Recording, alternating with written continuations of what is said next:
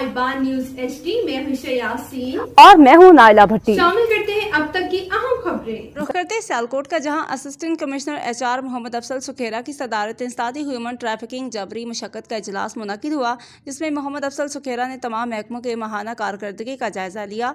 इजलास का बाकायदा आगाज तिलावती कलाम पाक से किया गया। इजलास में चाइल्ड लेबर, बॉन्डेड लेबर और ह्यूमन ट्रैफिकिंग की रोकथाम के हवाले से अमूर का तफसीली जायजा लिया गया।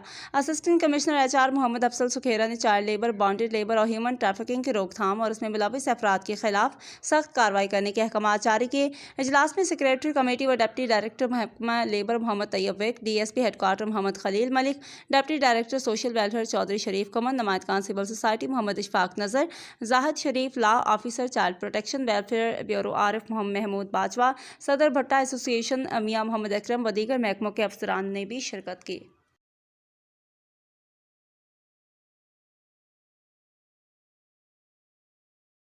तक के लिए इतना ही। मज़ीद खबरों और अपडेट्स के लिए देखते रहें साहिबान न्यूज़ HD।